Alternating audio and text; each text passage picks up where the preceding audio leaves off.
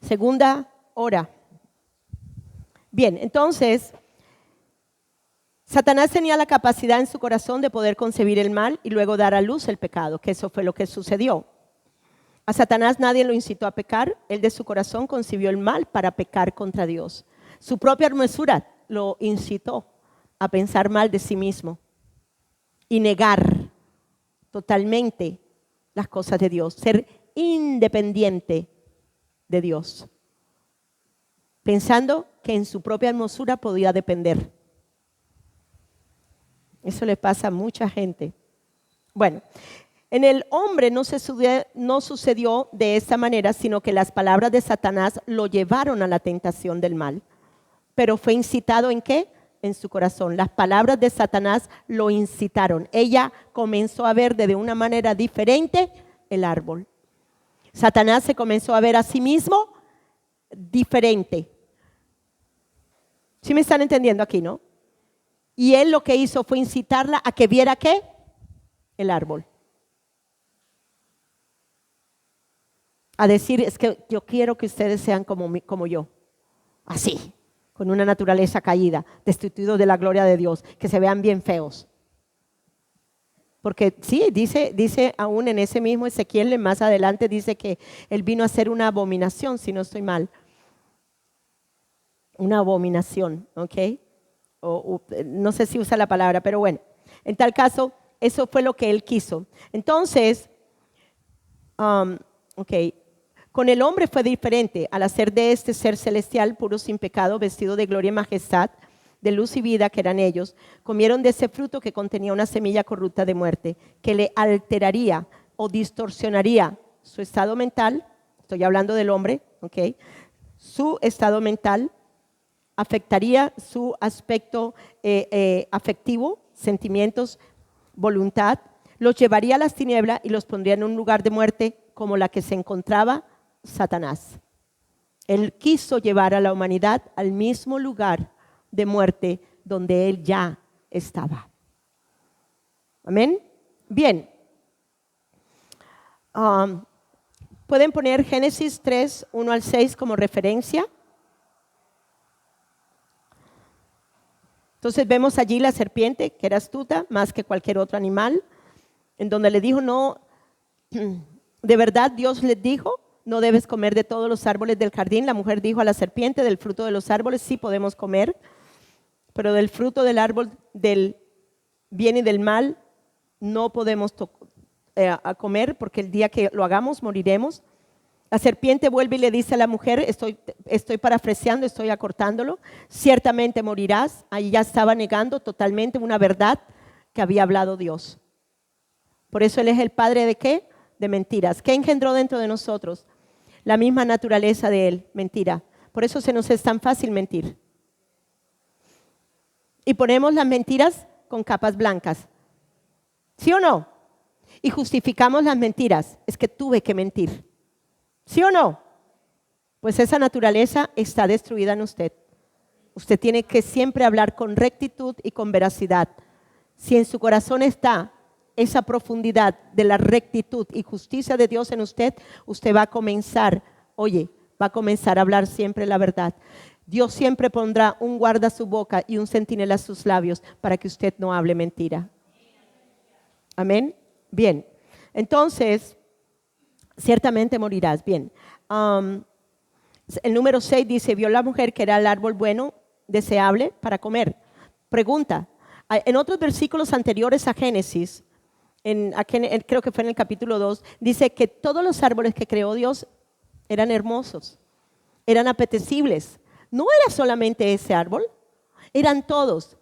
Pero ¿qué hizo el enemigo? La trajo a este. ¿Por qué? Porque este fue el de la prohibición.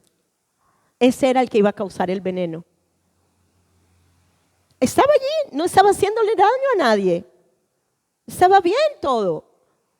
Pero fue hasta tanto no fue incitada por el enemigo. Amén.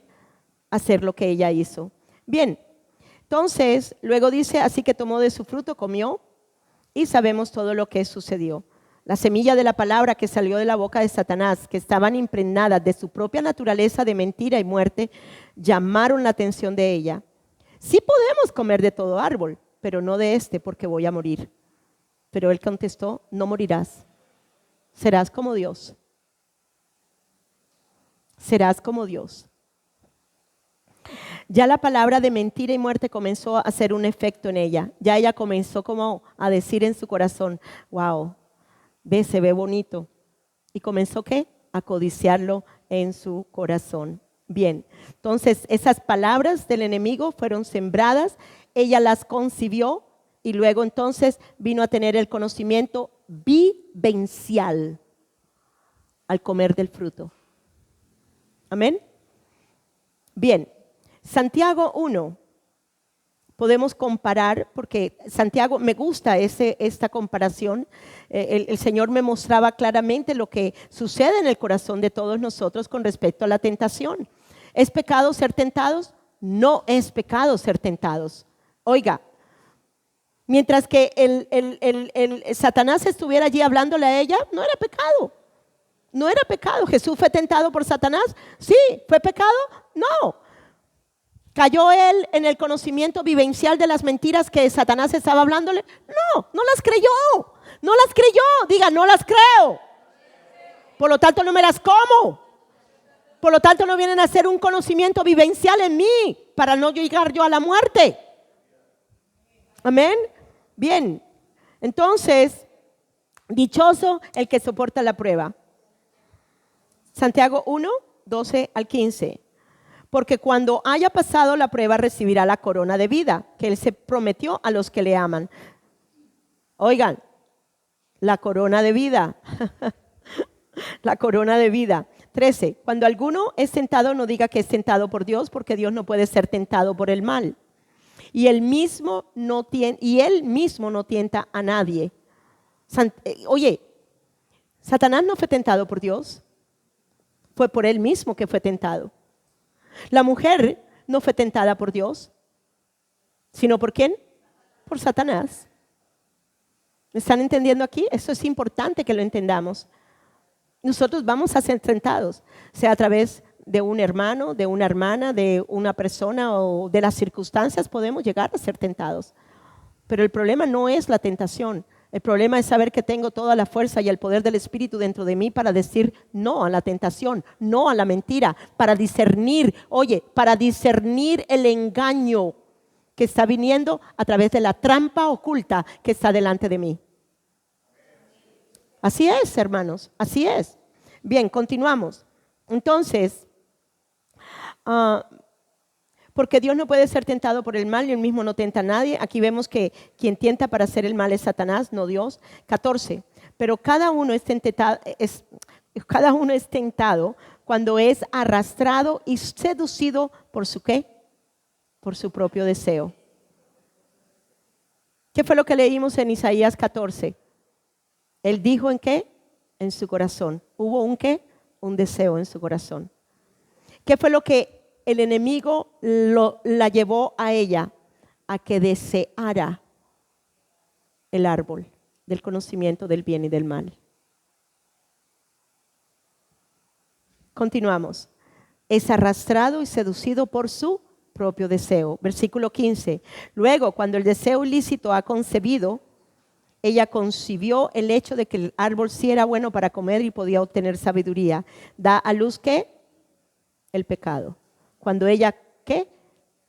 Deseó, creyó, estiró la mano y lo comió. En su corazón lo deseó y luego lo ejecutó. Comió del árbol. Bien, 15. Luego, cuando el deseo ilícito ha concebido, da a luz el pecado. ¿Da a luz qué? El pecado. Cuando nosotros creemos en Jesucristo, ¿qué pasa? ¿Damos a luz qué? ¿El pecado o damos a luz vida? ¿Sí se fijan la diferencia? Cuando usted recibe, cuando usted cree en Jesucristo, usted recibe ¿qué? Da a luz la vida de Dios. Pero cuando usted cree con el conocimiento del bien y del mal, que usted está faltante de algo de Dios, que usted no es imagen de Dios, que usted tiene que hacer algo para verse como Dios. Oigan, y come de esto, ¿qué va a suceder? La muerte le va a venir a ustedes. Amén. La ausencia de Dios. Bien. Entonces, la semilla concebida siempre va a dar a luz, sea para muerte o sea para vida, pero siempre va a dar a luz algo. Así de sencillo. Y cuando el pecado ha llegado a la plenitud de su gestación, da a luz la muerte. Bien, entonces esto es muy importante para entenderlo. La semilla de este fruto de esta semilla, el ADN de esta semilla alteró totalmente, trastocó totalmente todo nuestro ser. Bien. Muchos nos podemos preguntar, bueno, ¿y por qué Dios creó ese árbol? ¿Saben qué? Dios no creó el árbol. Dios ordenó que la tierra diera de todo árbol, de toda semilla. Miren y verán, vamos un momentico a 1, 11, 12. Dice, Génesis 1, 11, 12, ya lo leímos, produjo árbol que da fruto. Fue lo que dijo él. Produzca la tierra. Y la tierra produjo. ¿Ok? Cuya semilla está en él según género. Y vio Dios que era ¿qué? Bueno. En el Génesis 2:9 dice, y Jehová Dios hizo nacer de la tierra todo árbol delicioso a la vista y bueno para comer. El hombre no estaba listo para este árbol.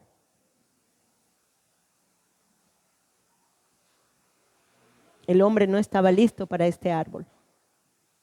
Eso lo trastocó y lo destruyó totalmente. Bien. Vamos entonces. Vamos a entender el árbol del conocimiento del bien y del mal. Vamos al punto. Gloria a Dios por la presencia del Espíritu de Dios. Gloria a Dios, gloria a Dios, gloria a Dios. Tú nos inundas con tu luz, con tu verdad, con tu vida, Señor. Es el Espíritu de Dios hablándonos, es el Espíritu de Dios enseñándonos. Señor amado, soy totalmente dependiente de la vida de Dios dentro de mí. Totalmente dependo del Espíritu de Dios para dar esta enseñanza. Gracias, Señor. Bien, entonces, entender el árbol del conocimiento del bien y del mal. Catalogar el árbol de la ciencia o del conocimiento del bien y del mal como malo es el primer error que comete la persona, ya que todo lo que Dios creó estuvo bueno. Mientras que no hubiera sido comido, nada hubiera sucedido. ¿Cuántos de ustedes tienen venenos en su casa? Baigón, tipo de venenos, todos tenemos, ¿verdad?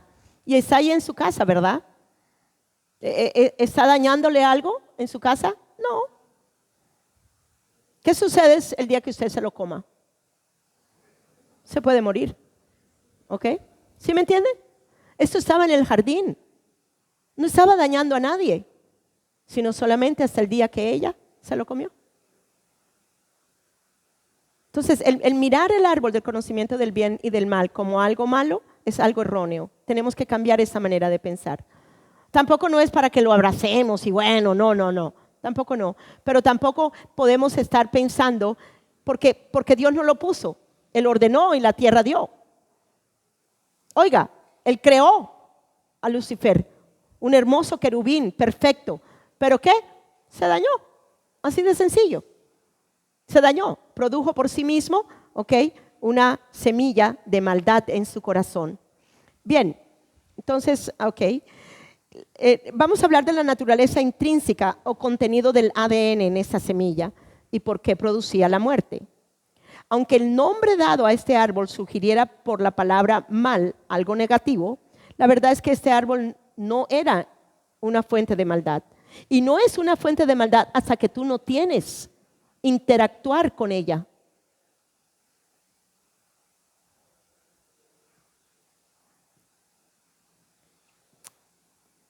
El árbol no era el del bien y del mal, sino que la sola semilla ya contenía el bien y el mal.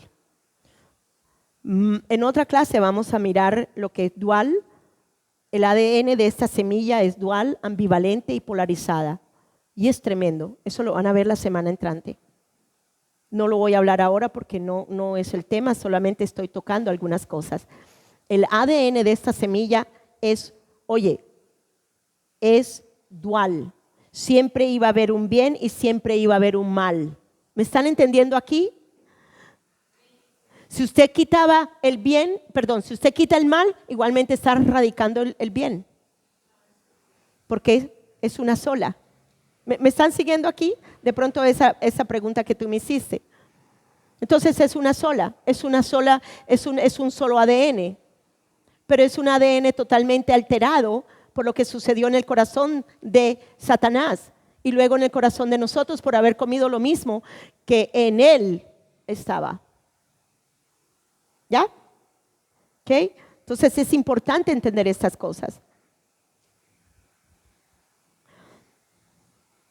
La sola semilla, una sola semilla ya contenía el bien y el mal, inherente. No pueden separarse. No puede separarse.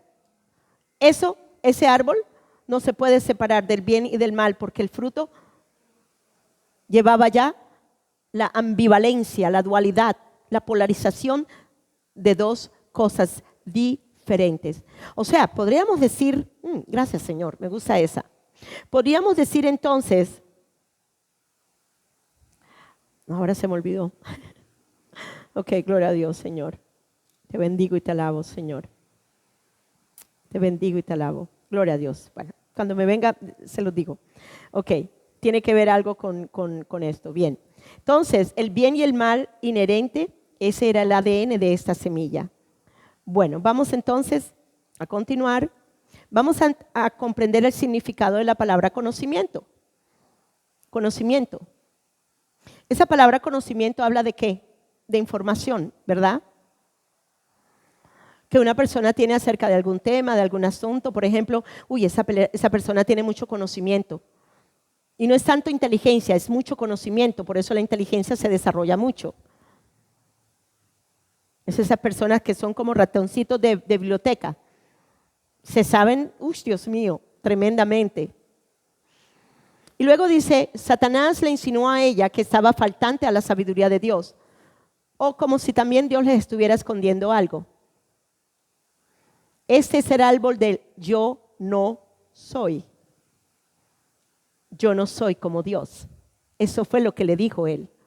Es que ustedes no son como Dios. Tienes que comer de este árbol porque este árbol te va a dar toda la información que tú sí necesitas para ser como Dios. ¿Me están siguiendo aquí? El árbol del yo no soy. Y luego entonces ella pensó que ese árbol le proporcionaría la destreza, las habilidades, la inteligencia para resolver problemas. Quiero que miren la sabiduría del mundo, la sabiduría humana. Y quiero que miren la sabiduría de Dios. ¿Quién es la sabiduría de Dios? Corintios. ¿Quién es la sabiduría de Dios? Cristo es la sabiduría de Dios. Cristo es la sabiduría de Dios. Así lo dice Corintios, no me acuerdo ahora el versículo, pero si alguien se lo sabe, lo puede decir. ¿Ok? Cristo es la sabiduría. Cristo es la sabiduría, Cristo es la justificación, Cristo es la santificación, Cristo es todo en nosotros. Amén. Y esta es la sabiduría del mundo. Ahora, la sabiduría del mundo viene de una mente ¿qué? Caída. Por lo tanto, es una sabiduría siempre imperfecta. Siempre va a haber la ambivalencia, la dualidad. De que se crean cosas, el hombre crea cosas, pero también para el bien, pero también para el mal. ¿Cuántos creen que la medicina es buena? Todos creemos. ¿Cuántas drogas no hacen? ¿Y cuántas contraindicaciones no hay contra esas drogas? ¿La comida es buena? Sí, claro. Todo me es lícito, pero no todo me conviene. Todo me es lícito, pero no me dejaré dominar de nada. Si come demasiado chicharrón, ¿qué le va a pasar? ¿Okay? ¿Sí me están entendiendo aquí? Esto es importante que lo entendamos. Bien, continuemos entonces. Entonces, esa palabra conocimiento. ¿Qué ella quería? Quería más conocimiento, sin entender que ese conocimiento lo llevaría a una sabiduría falsa, a una sabiduría incompleta, a una sabiduría trastocada por una mente caída. La única verdadera sabiduría es Cristo Jesús. Es Cristo Jesús. Amén. Bien, entonces, al tomar algo contrario de lo que ya eran en Dios, traería un cambio nefasto en su entendimiento, en su intelecto, en su imaginación, en sus pensamientos y en todo su ser. Amén. Ok.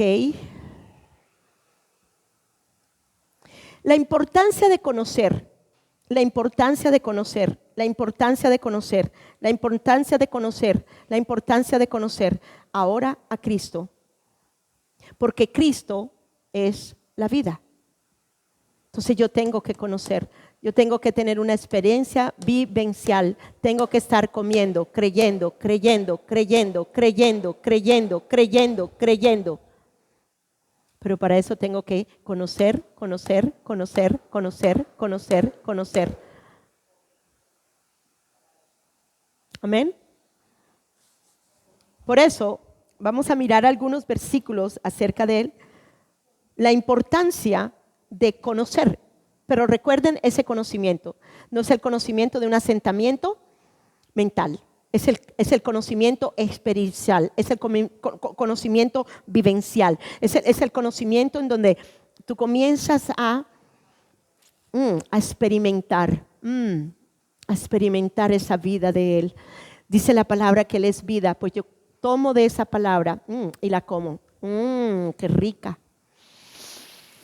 Eso está produciendo vida en mí. Cada palabra que el Espíritu de Dios nos está hablando hoy está produciendo vida dentro de ti. Saboréala, vívela, disfrútala, cómetela completa, porque es un espíritu de verdad que va a producir verdad en tu corazón. Amén. Vamos a Juan 17. La importancia de conocer y conocer en el conocimiento vivencial. Juan 17:3. Por eso es que hay mucha gente que puede conocer de Cristo, oye, y tienen la salvación, por favor, pero no continúan en la experiencia vivencial de estar comiendo, comiendo, comiendo, comiendo, comiendo, comiendo, hasta que Cristo sea formado en nosotros. Amén. Entonces, oh my God. Sí, dale, ok, porque me perdí ahora. Ok, 17. ¿Y esta es la vida eterna? ¿Que te conozcan qué? ¿A quién? ¿Cuál es la vida eterna? Ok, pero ¿qué les estoy hablando acerca del conocer? Estamos hablando de una experiencia ¿qué? Vivencial. Tenemos que comerlo, creerlo, comerlo. Comerlo, creerlo, creerlo, comerlo. Masticarlo, masticarlo, masticarlo. Que Él dijo, tener que comer de mi cuerpo y beber mi sangre. O sea, tengo que tener un conocimiento experimental, experiencial, vivencial de lo que sucedió en el cuerpo de Jesucristo, para yo verme libre del cuerpo de pecado. Mientras tanto, será solamente un conocimiento, un asentamiento mental y no más. Y de eso están llenas las iglesias. Por eso no viven la vida del triunfo de Cristo ni en la victoria. Así era yo, no se preocupen. Lamentablemente. Y fui así, una de esas cristianas. Habiendo tenido la salvación, habiendo nacido de nuevo y todavía estaba postrada. Y el enemigo haciéndome creer que todavía estaba en mis delitos y pecados. Sin comentarios. Ok, Filipenses 3:10. Filipenses 3:10. Oh, perdón. Ok, Filipenses 3:10. Ahí está, 17:3. Ok, ya lo leímos. Ahora vamos a Filipenses 3:10. Y conocerle a Él. Vuelva otra vez la palabra. Y conocerle a Él. Y conocerle a Él. Tener intimidad, tener vivencia con Él. El poder de su resurrección. ¿Conocerlo a Él qué? ¿Y qué dice? El poder de su resurrección. Yo tengo que entender el poder de la resurrección. No que sea un asentamiento. En los Estados Unidos, en el trasfondo católico en que yo venía, en los Estados Unidos, el día de la resurrección, que es el día de Pascua que llaman, mire, la iglesia católica se viste toda de blanco. Es la cosa de verdad que era impresionante. El esposo mío, que no era católico, igual que yo, pero él no faltaba a la iglesia ese día de resurrección. No faltaba a la iglesia ese día de resurrección. Que era un asentamiento mental. Conocemos, sí, sí, Jesús resucitó, pero ¿estás viviendo tú la resurrección de Cristo? Porque es que aquí nos está diciendo el versículo, conocerle a Él, el poder de su resurrección. Oye, la participación en sus padecimientos, llegando a ser como Él en su ¿qué? ¿Usted quiere experimentar resurrección? Tiene que experimentar la muerte. Así de sencillo. Usted tiene que estar crucificada aquí. Amén. Muy bien, eso lo veremos después. Filipenses 3:8. Y aún más yo estimo como pérdida todas las cosas en vista del incomparable valor de conocer ¿a quién? A Cristo Jesús. ¿A quién? A Cristo Jesús. Pregunta, ¿tengo que saberme todos los libros del Antiguo Testamento? Con esto no estoy diciendo que no sea malo, por favor, ¿ok? Tengo que conocer todo lo que sucedió de todas las leyes y toda la cuestión mosaica y las lunas y las fiestas y esto. No. La palabra de Dios dice en Hebreos en el capítulo 1 que ahora ya no nos habla por el Antiguo Testamento, sino que nos habla por su Hijo. ¿A quién quiero conocer? A Cristo. Yo no quiero conocer la ley mosaica. Yo no estoy sometida a la ley mosaica. Eso se lo dejo a los judíos que no han creído en Él. Amén. Entonces, dice, conocer a Cristo Jesús, mi Señor, por quien lo he perdido todo y lo considero como basura a fin de ganar a Cristo. Primera de Juan 5:20. Primera de Juan 5:20. Primera epístola de Juan 5:20. Y sabemos que el Hijo de Dios ha venido y nos ha dado ¿qué? Entendimiento. ¿A fin de qué? De que conozcamos al que es verdadero. ¿Quién es el verdadero? Cristo. Las verdades del Antiguo Testamento fueron para el tiempo del Antiguo Testamento, pero hay una verdad ahora y la verdad es Cristo, que solo en Él podemos ser salvos, no por hacer las obras de la ley podemos ser justificados, sino por creer en Él es que somos justificados. Amén. Segunda de Pedro 3:18. Segunda de Pedro 3:18. Antes bien, creced en la gracia y el conocimiento. ¿Y el conocimiento de qué? De nuestro Señor. ¿Qué le estaba diciendo aquí? Oiga, el conocimiento experiencial, el conocimiento de vivencia, el conocimiento, tienes que en tu entendimiento comenzar a madurar en ese conocimiento. Tienes que comenzar a tener una vivencia, una intimidad con Él. ¿Para qué? Para que puedas crecer. Para que puedas crecer, para que puedas crecer, para que puedas crecer en el nombre del Señor. Primera de Juan 2:3. Primera de Juan 2:3. Primera de Juan 2:3. Y en esto sabemos que hemos llegado a conocerle si guardamos sus mandamientos. Si guardamos sus mandamientos. ¿Cuáles mandamientos? Los mandamientos que vienen por la ley del Espíritu de vida en Cristo Jesús. No los mandamientos que está hablando acerca de la ley mosaica, sino los mandamientos del Espíritu de Dios, del Espíritu vivificante que es Cristo Jesús. Vamos ahora a Efesios 4:13. Efesios 4:13, ahí la puse. Okay, porque ese versículo es muy, muy clave. Dice, hasta que todos lleguemos ¿qué? A la unidad de ¿qué? De la fe. Y luego ¿qué dice? ¿De qué?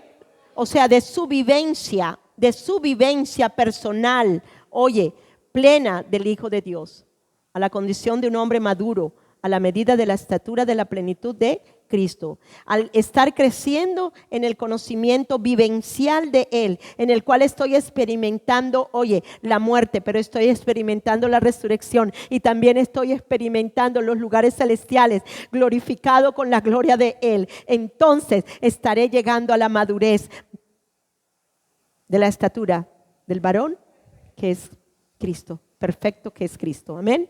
Bien, gloria a Dios. Voy a darle los versículos, los voy a mencionar, solamente los leen. Segunda de Pedro 1:2, Segunda de Pedro 1:2, Segunda de Pedro 2:20, y todos tienen que ser con el conocimiento de nuestro Señor Jesucristo. La Biblia en el Nuevo Testamento sí nos enfatiza conocer a Cristo, conocer a Cristo, conocer a Cristo, conocer a Cristo, vivencia con Cristo, comer a Cristo, comer a Cristo, comer a Cristo. Amén. Bien. Para concluir ya este punto, necesitamos entender que el conocimiento que alteró el entendimiento del alma, que vistió a la mujer, que es el ADN de ese conocimiento del bien y del mal. Le dio un entendimiento, oigan, y una sabiduría opuesta a la de Dios, porque todo se alteró. Todo continuó estando, pero todo continuó ya alterado, mutado, cambiado, trastocado, trastornado. Ya nunca sería igual. Solo en Cristo Jesús volvemos otra vez a lo de Dios. Amén. Entonces,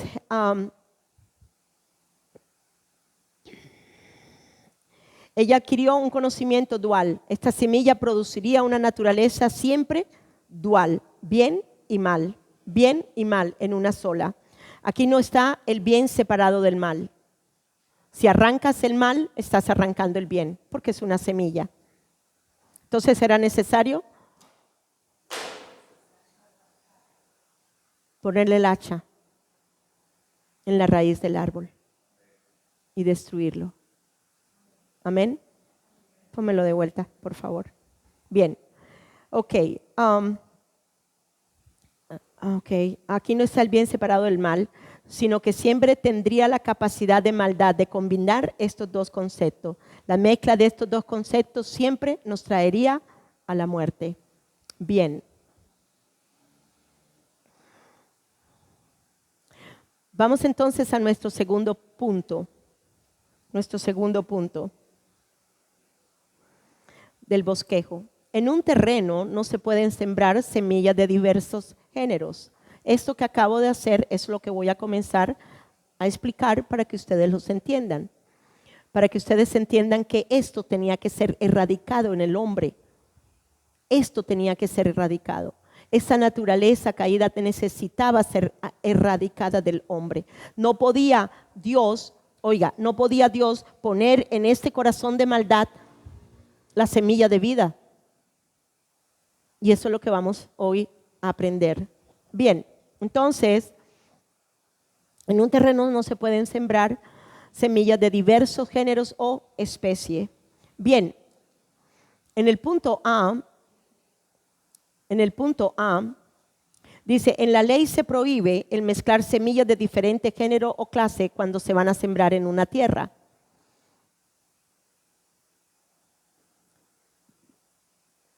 Es muy interesante mirar, eso está, ya ahorita lo vamos a ver, ya mismo lo ponemos. Levítico 19:19. Cuando tú lees el contexto de Levítico 19:19, este capítulo inicia con leyes de santidad y justicia. Muy interesante. Santidad y justicia. ¿Qué tiene que ver la santidad y la justicia con que tú no siembres semillas de un género diferente en una tierra? Mucho. Cuando Satanás permitió el deseo en su corazón y sembró en su corazón la maldad, ya estaba violando la santidad de Dios, la justicia de Dios. Por eso alteró todo su ser espiritual. Entonces dice Levítico 19:19, dice: mis estatutos guardarás, no harás ayudantar tu ganado con animales de otra especie. Tu campo, ¿qué dice? No sembrarás con mezcla de semillas y no te pondrás vestidos con mezcla de hilos. Cada una de estas cosas tiene su significado. No vamos a hablar de las otras, solamente vamos a hablar acerca de tu campo no sembrarás con mezcla de semillas. Tu campo no vas en tu campo. Ahora, ponga esto espiritualmente. Tú no puedes en la tierra de tu corazón sembrar semillas de diferente género. Una que traía la muerte y la otra que traía la vida. Tú no podías hacer eso. Eso violentaría las leyes de santidad y justicia de Dios.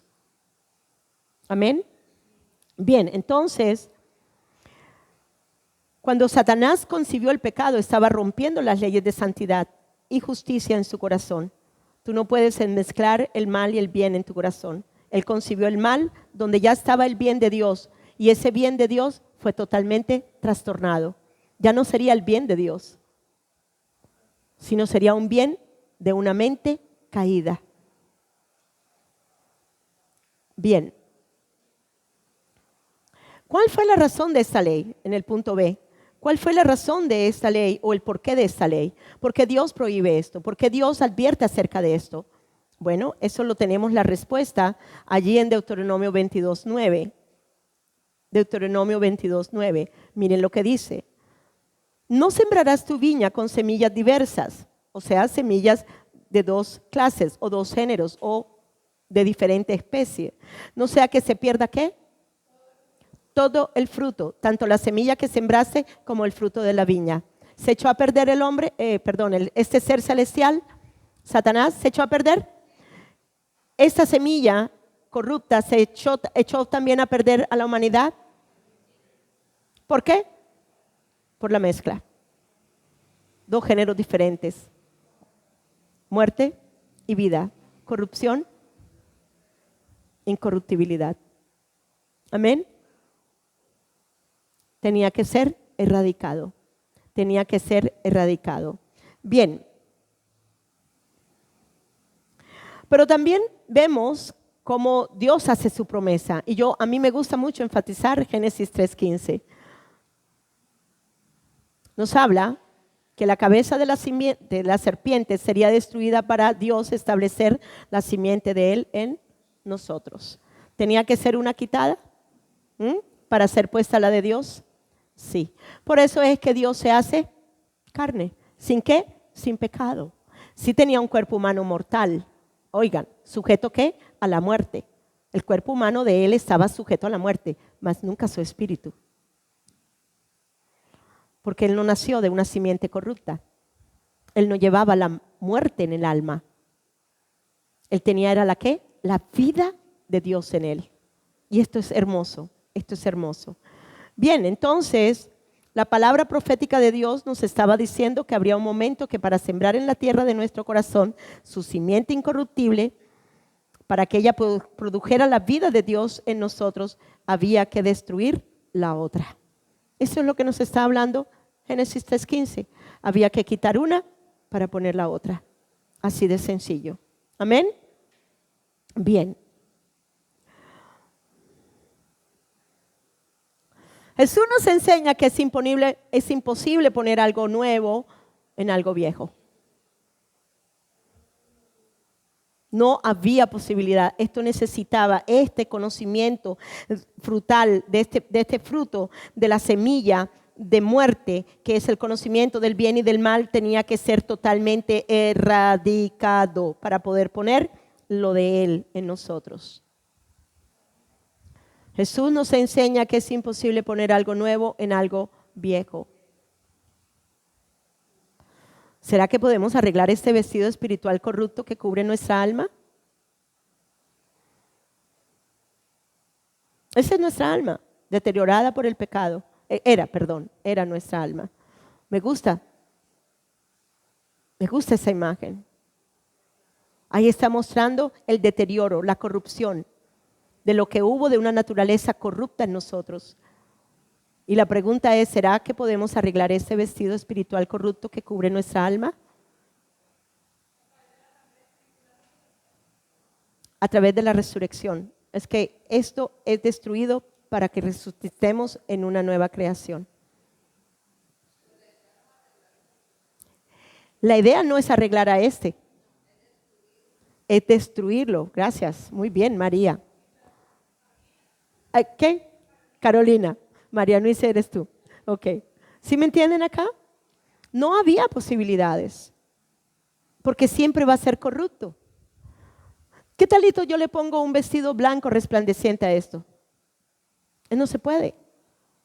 No se puede, porque siempre todo lo de la corruptibilidad o todo lo de la semilla corrupta iba de todas maneras a afectar. Todo. No podía prevalecer una cosa con otra. Tenía que ser quitado totalmente. El nuevo vestido espiritual que cubre nuestra alma no necesita nada del viejo. 2 Corintios 5, 17. Mi congregación, la personalidad jurídica mía, aparezco como una iglesia, nueva creación en Cristo. Dios me habló acerca de ese versículo. Es una vivencia para mí. Es un conocimiento vivencial que todavía como para crecer en el conocimiento, para llegar hasta la estatura de la madurez del varón perfecto que es Cristo. Amén. Este es el vestido. El uno no podía llevar el otro. Era imposible. Era imposible. Amén. Bien, y Jesús nos lo enseñó. Nadie pone remiendo de paño nuevo en vestido viejo. Esta enseñanza que nos dio Jesús está en los 3 evangelios. Mateo 9:17, Marcos 2:22 y Lucas 5:37. De todas estas 3 me gusta más la de Lucas porque es la más completa. Mateo 9:17, Marcos 2:22 y Lucas 5:37.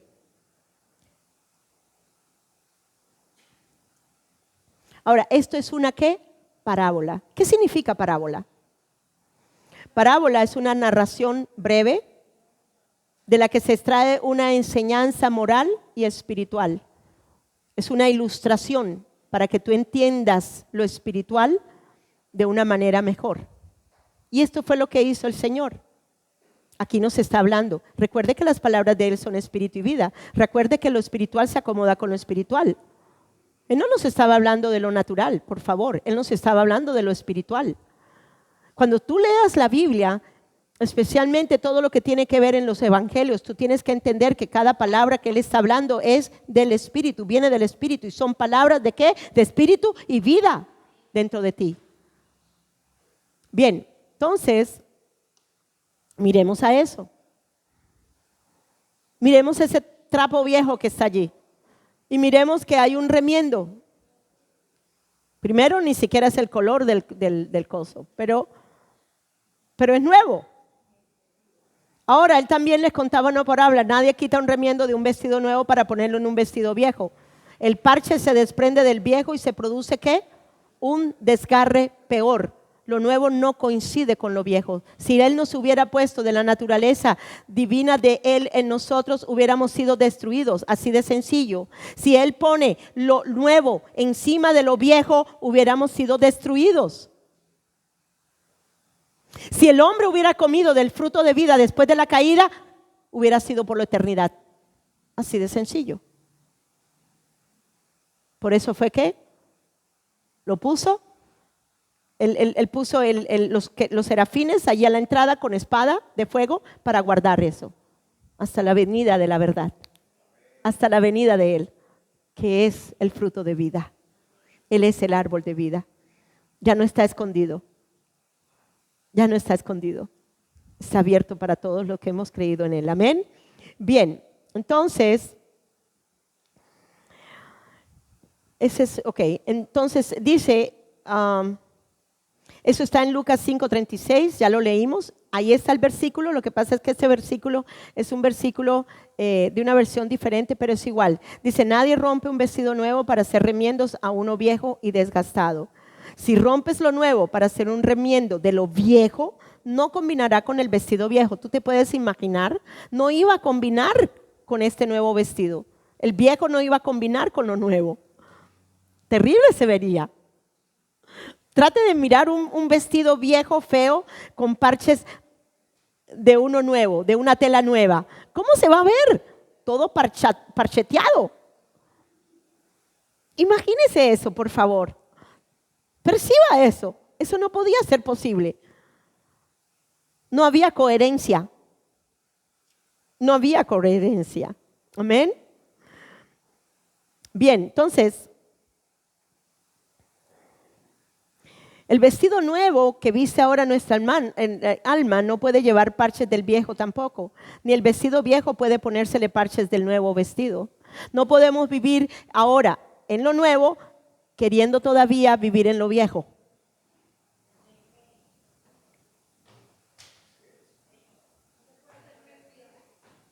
¿Perdón? No se pueden hacer mezclas, correcto. No era posible. Él quiere que mantengamos nuestras nuevas vestiduras como lo que son, brillantes, de lino fino blanco, resplandecientes, sin arrugas, que por el fuego del Espíritu Santo que arde en nosotros no hay ninguna arruga. Una vez, ¿cuántos saben que el lino fino, pero el lino fino es muy arrugable? ¿Cierto? Muy arrugable, o sea, usted se sienta y se le arruga todo. Y el Espíritu, yo le decía al Señor, meditando una vez porque había un desfile de vestidos de lino fino, yo no me acuerdo dónde lo vi, bueno, en algún lado, y fue muy impresionante porque el Señor me ministró a través de eso que estaba sucediendo allí. Y yo le pregunté a Él, Señor, ¿cómo hace uno para que el lino fino con el que estamos nosotros vestidos no se nos arrugue? Y Él me dijo, mantener el fuego del Espíritu Santo dentro de ti. Siempre hará que no haya arrugas en tu vestido de lino fino. Si no, aplanche cuando usted aplancha el lino fino, ¿verdad? Un lino fino, no ese de poliéster que venden, no, uno de verdad. El calor de la plancha inmediatamente le quita todas las arrugas. Y el Señor ministró a mi corazón, el fuego del Espíritu en ti hará que tu lino fino nunca se arrugue. Así que, hermanas, mantengamos el fuego del Espíritu para que no parezcamos arrugaditos. Amén. Amén. Bien. Entonces, la intención de esta parábola acerca del paño viejo en el vestido nuevo es llamar nuestra atención para que diferenciemos entre la religiosidad y la verdadera vida del Espíritu. Ahora, puedes ponerlo desde diferentes perspectivas.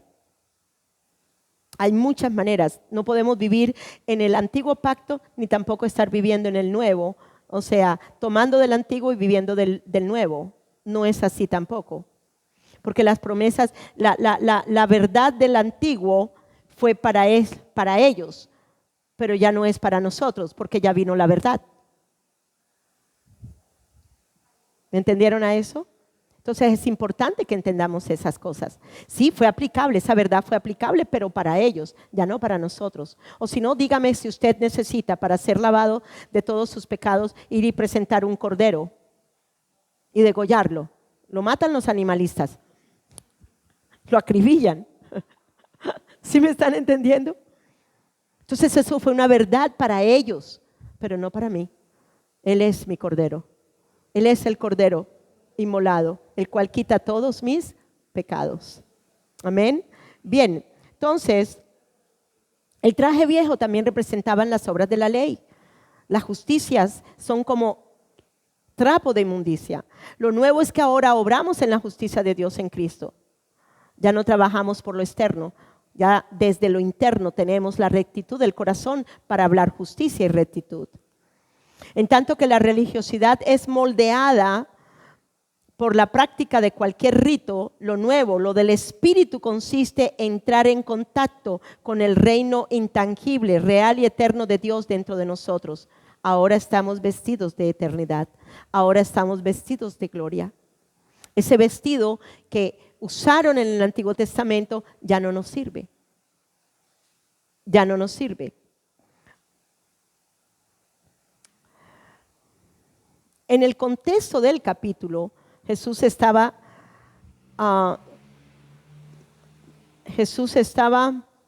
dando una respuesta al asunto del ayuno. Algunos le dijeron a Jesús, los discípulos de Juan ayunan, oran con frecuencia, lo mismo que los discípulos de los fariseos, pero los tuyos se la pasan comiendo y bebiendo. En los días del Señor Jesucristo, oigan bien, el ayuno se practicaba 2 veces por semana. Esta forma de ayunar no estaba contemplada en la ley. Él habla claramente acerca del verdadero ayuno en Isaías 58. Y luego dice,